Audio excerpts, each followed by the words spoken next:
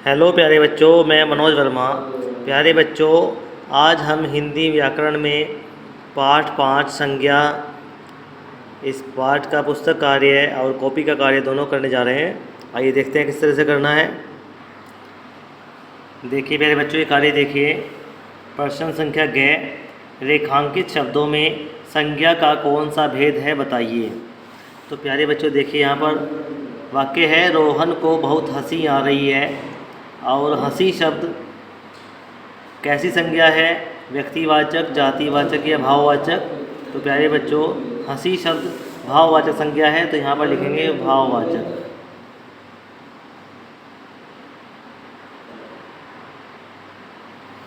इसके बाद अकबर एक महान शासक था।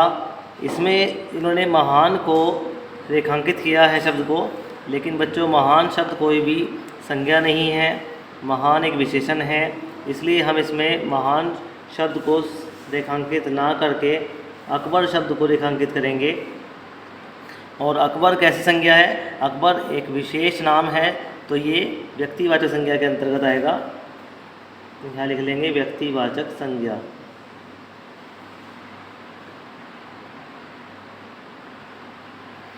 इसके बाद रानी लक्ष्मीबाई बहुत वीर महिला थी। यहाँ पर भी जो वीर रेखांकित है, ये वीर शब्द एक विशेषण का कार्य कर रहा है, इसलिए हम इसको यहाँ पर रेखांकित नहीं करेंगे। यहाँ पर हम लक्ष्मीबाई को रेखांकित करेंगे, रानी लक्ष्मीबाई को। और ये जो रानी लक्ष्मीबाई है, ये भी एक विशेष नाम है, इसलिए यहाँ पर भी व्यक्तिवाचक आएगा।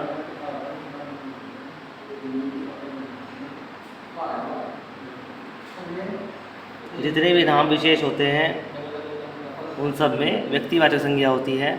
इसके बाद नीचे का कार्य देखिए बच्चों। गाय पेड़ के नीचे खड़ी है। यहाँ पर नीचे शब्द रेखांकित है, जबकि नीचे शब्द कोई संज्ञा नहीं है, वो एक स्थानवाचक क्रिया विशेषण है, इसलिए हम इसको रेखांकित नहीं करेंगे। हम इसमें गाय शब्द को रेखांकित करेंगे। और गाय शब्द अपनी पूरी जाति के बारे में, जाति का बोध कराता है, इसलिए यहाँ पर जातिवाचक संज्ञा आएगा। जिन शब्दों से अपनी पूरी जाति का पता चलता हो वे संज्ञा जातिवाचक संज्ञा के अंतर्गत आती हैं। ताजमहल विश्व के 7 अजूबों में शामिल है, तो यहाँ पर विश्व शब्द रेखांकित है और विश्व एक ही है, इसलिए विश्व में क्या आएगा? व्यक्तिवाचक संज्ञा आएगा, एक विशेष नाम है।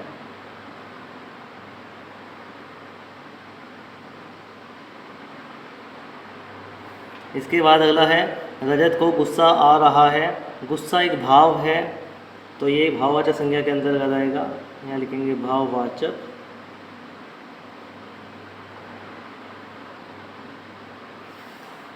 अब देखिए पुस्तक कार्य में ये कार्य पूर्ण हो चुका है। इसके बाद अभी अगला कार्य है हमारा, वर्ग पहेली में से संज्ञा शब्द छांटकर उचित कोष्ठक में लिखिए।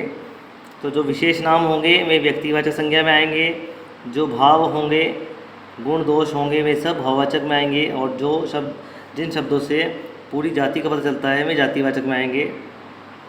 जैसे कि शब्द है यहाँ पर नारी, तो नारी शब्द से सभी नारियों की जाति का पता चलता है, इसलिए यहाँ पर जातिवाचक संज्ञा में आएगा।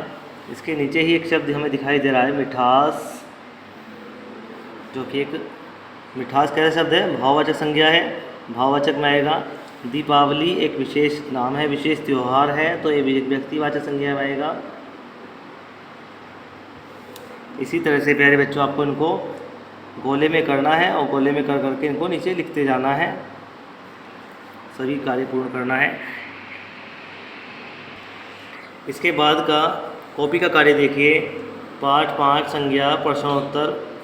पहला प्रश्न है, संज्ञा की परिभाषा उदाहरण सहित लिखिए।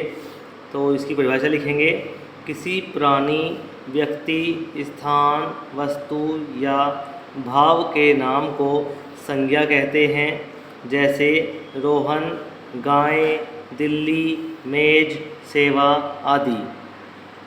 इसके बाद दूसरा प्रश्न है, संज्ञा के कितने भेद हैं, नाम बताएं। उत्तर लिखेंगे, संज्ञा के 3 भेद होते हैं। पहला भेद है व्यक्तिवाचक संज्ञा, दूसरा भेद है जातिवाचक संज्ञा और तीसरा भेद है भाववाचक संज्ञा। इसके बाद हम तीसरा प्रश्न लिखा है हमने, व्यक्तिवाचक संज्ञा किसे कहते हैं? तो इसका उत्तर लिखेंगे किसी विशेष व्यक्ति, प्राणी, वस्तु या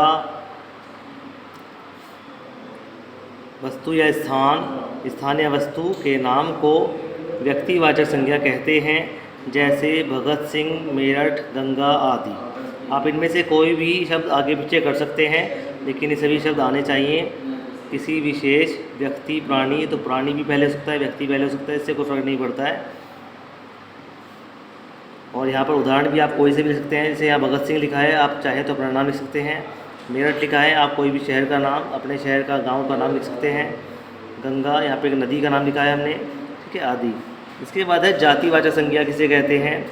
जो शब्द किसी प्राणी, वस्तु या स्थान की पूरी जाति का बोध कराते हैं, उन्हें जातिवाचक संज्ञा कहते हैं।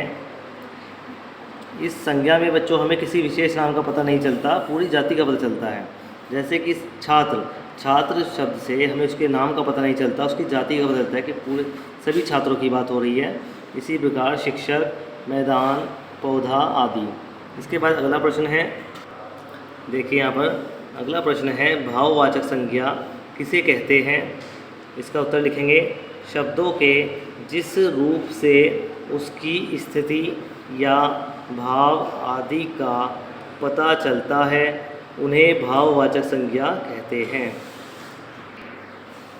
जैसे स्नेह, मिठास, सेवा आदि। तो प्यारे बच्चों, ये कार्य आपको पूर्ण करना है। कॉपी का कार्य है, कॉपी में लिखेंगे सभी बच्चे। आज का कार्य इतना ही है। धन्यवाद।